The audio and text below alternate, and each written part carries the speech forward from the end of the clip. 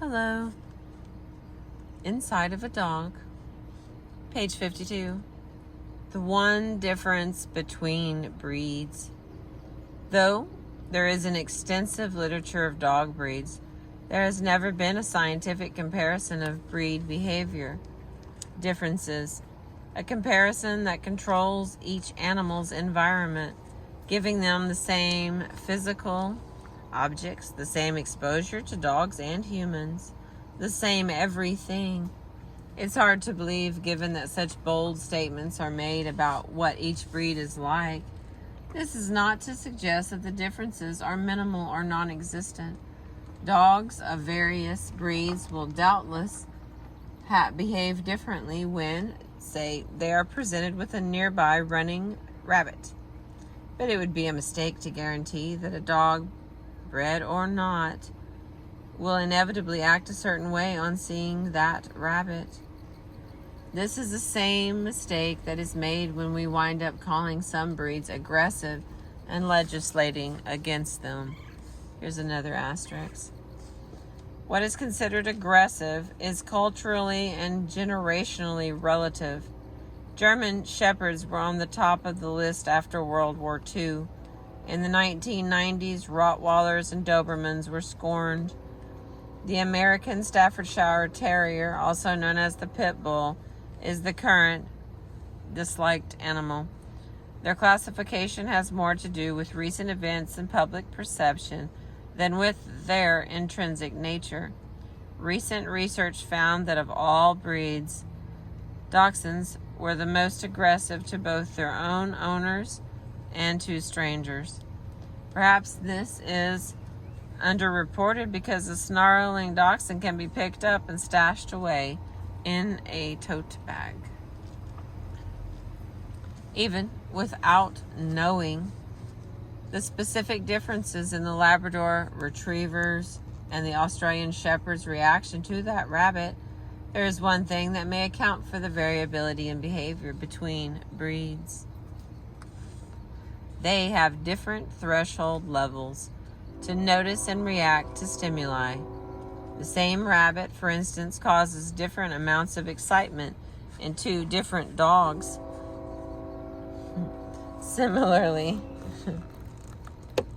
the same amount of hormone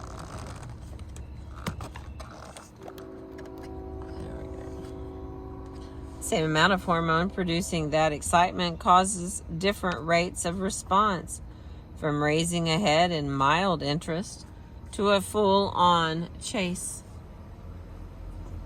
There is a genetic explanation behind this. Though we call a dog a retriever or a shepherd, it is not the behavior retrieving or shepherding that was selected for. Instead, it was the likelihood that the dog would respond just the right amount to various events and scenes. However, there is no one gene we can point to here. No gene develops right into retrieving behavior or into any particular behavior at all. But a set of genes may affect the likelihood that an animal acts in a certain way. In humans, too, a genetic difference between individuals may appear as different propensities to certain behaviors. One might be more or less susceptible to becoming addicted to stimulant drugs, based partly on how much stimulation one's brain needs to produce a pleasurable feeling. Addictive behavior is thereby traceable to genes that design the brain. But there is no gene for addiction. The environment is clearly important here, too. Some genes regulate expressions of other genes, which expression might depend on features of the environment.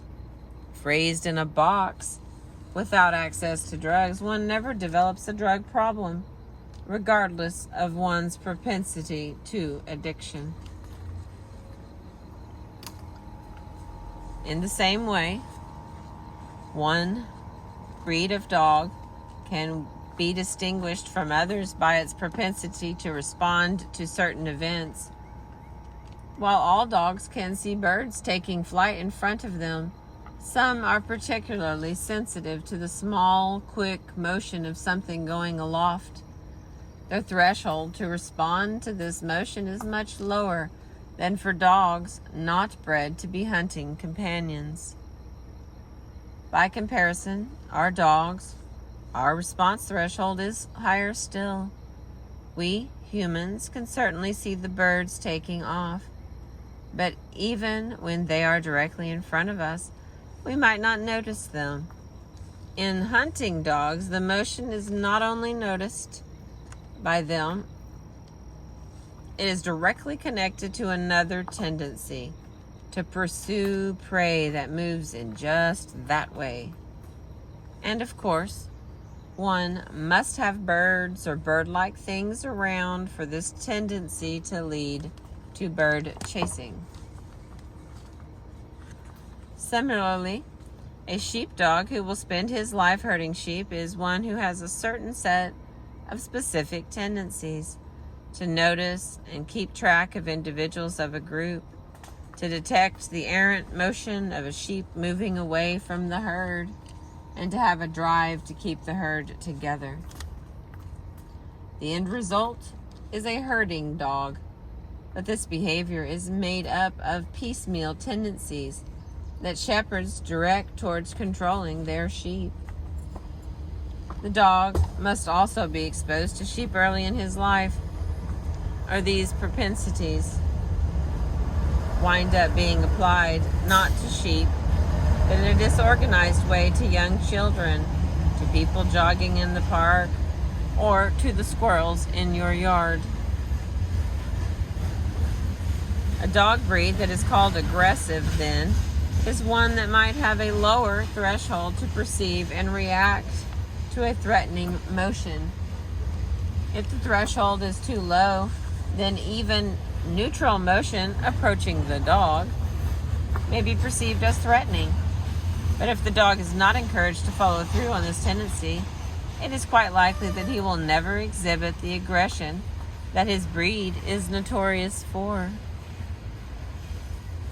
Knowing the breed of a dog gives us a first pass entry into understanding something about the dog before we have even met the dog. But it is a mistake to think that knowing a breed guarantees that it will behave as advertised, only that it has certain tendencies. What you get with a mixed breed dog is a softening of the hard edges seen in breeds. Temperaments are more complex, averaged versions of their breed forebearers. In any event, naming a dog's breed is only the beginning of a true understanding of the dog's Umwelt, not an end point. It doesn't get to what the dog's life is about to the dog. Animals with an asterisk. It's snowing and dawn is breaking, which means we have about 3 minutes for me to get dressed and get us into the park to play before the snow is trammeled by other merrymakers.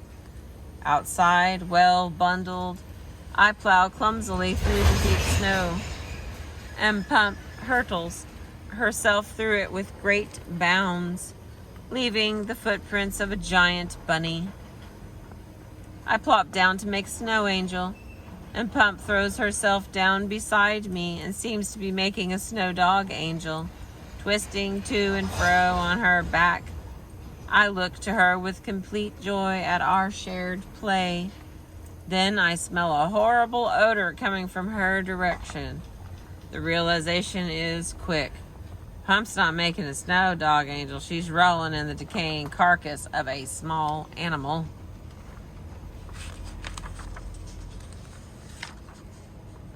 There is a tension between those who consider dogs wild animals at their core and those who consider dogs creatures of our own making. The first group tends to turn to wolf behavior to explain dog behavior.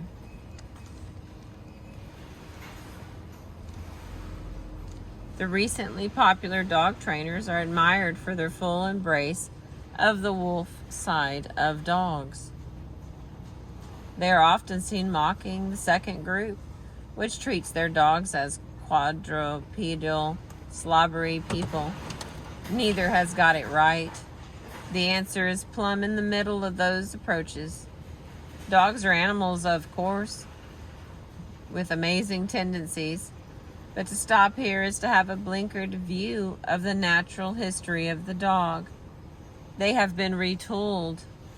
They are animals with an asterisk. The inclination to look at dogs as animals rather than creations of our psychology is essentially right. To avoid anthropomorphizing, some turn to what might be called unsympathetic biology, a biology free of subjectivity, or such messy considerations as consciousness, preference, sentiment, or personal experiences. A dog is but an animal, they say, and animals are but biological systems whose behavior and physiology can be explained with simpler, general-purpose terminology. Recently, I saw a woman leaving the pet store with her terrier, who himself was a newly shod in 4 tiny shoes. To prevent his bringing the street filth into her house, she explained, as she pulled him skating on rigid limbs down the filthy street. This woman could benefit from more reflection on her dog's animal nature, and less on his resemblance to a stuffed toy. In fact, as we'll see, understanding some of the dog's complexities, the acuity of their noses, what they can see and cannot see, their future, their loss of fearfulness, and the simple effect of a wag goes a long way to understanding dogs. On the other hand, in a number of ways, calling a dog just an animal and explaining all dog behavior as emerging from wolf behavior is incomplete and misleading. The key to dog success living with us in our homes is the very fact that dogs are not wolves. For instance, it is high time we revamp the false notion that our dogs view us as their pack. The pack language, with its talk of the alpha dog and dominance and submission, is one of the most pervasive metaphors for the family of humans and dogs. It originates where dogs originated. Dogs emerged from wolf-like ancestors, and wolves form packs. Thus, it is claimed dogs form packs. This seeming naturalness of this move is belied by some of the attributes we do not transfer from wolves to dogs. Wolves are hunters, but we don't let our dogs hunt for their own food. And there's another asterisk. Not only do dogs not typically hunt to feed themselves, whether encouraged to or not, but what hunting techniques they have is, it has been noted, sloppy. A wolf makes a calm, steady track towards its prey without any frivolous moves. Untrained dogs hunting walks or herky-jerky, meandering back and forth, speeding and slowing.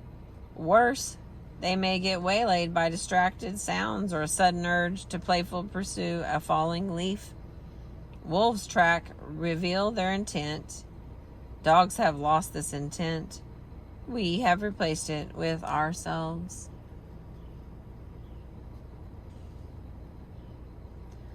And though we may feel secure with a dog at the threshold of a nursery, we would never let a wolf alone in a room with our sleeping newborn baby.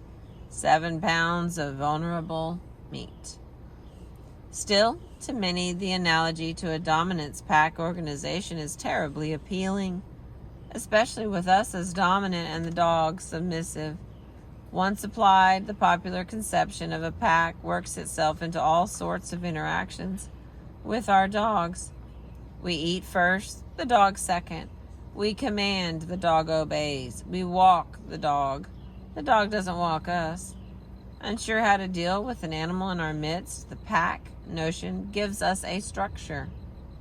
Unfortunately, it not only limits the kind of understanding and interaction we can have with our dogs, it also relies on a faulty premise. The pack evoked in this way bears little resemblance to actual wolf packs. The traditional model of the pack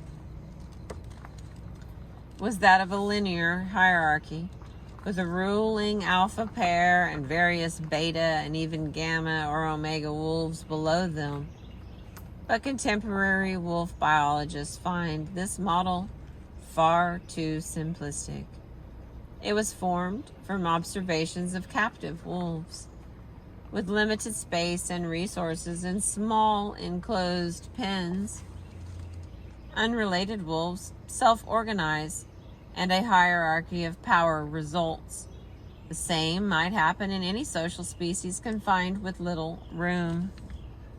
In the wild, wolf packs consist almost entirely of related or mated animals.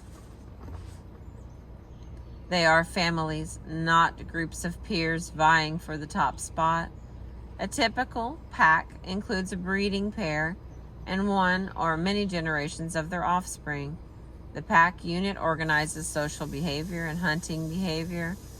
Only one pair mates, while other adults or adolescent pack members participate in raising the pups. Different individuals hunt and share food. Oh. Oops.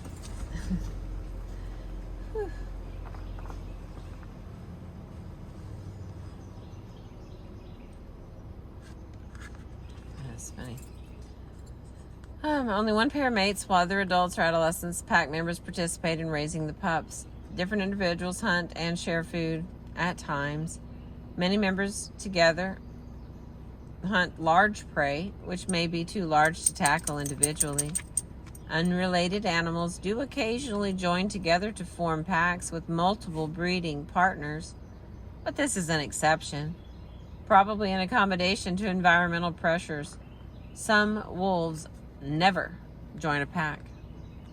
The one breeding pair, parents to all or most of the other pack members, guides the group's course and behaviors. But to call them alphas implies a vying for the top that is not quite accurate. They are not alpha dominants any more than a human parent is the alpha in the family. Similarly, the subordinate status of a young wolf has more to do with his age than with a strictly enforced hierarchy. Behaviors seen as dominant or submissive are used not in a scramble for power. They are used to maintain social unity. Rather than being a pecking order, rank is a mark of age. It is regularly on display in the animal's expressive postures, in greeting, and in interaction.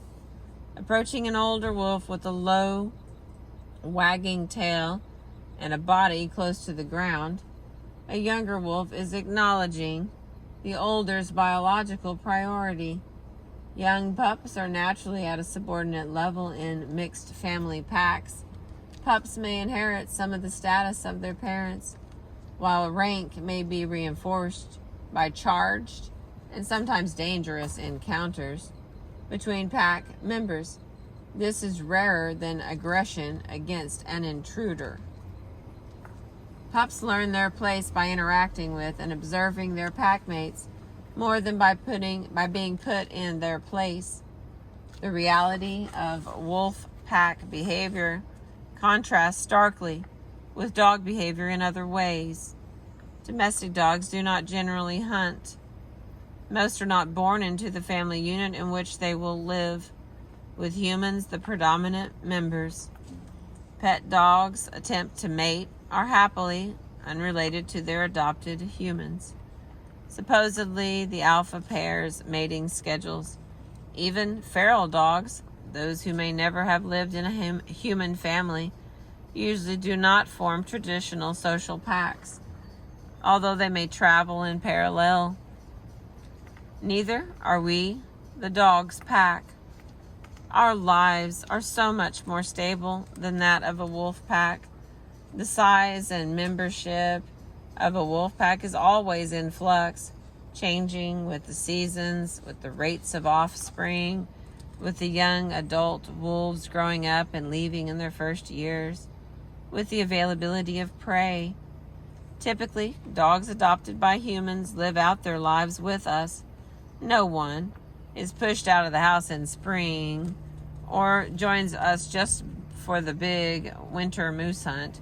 What domestic dogs do seem to have inherited from wolves is the sociality of a pack, an interest in being around others. Indeed, dogs are social opportunists. They are attuned to the actions of others, and humans turned out to be very good animals to attune to.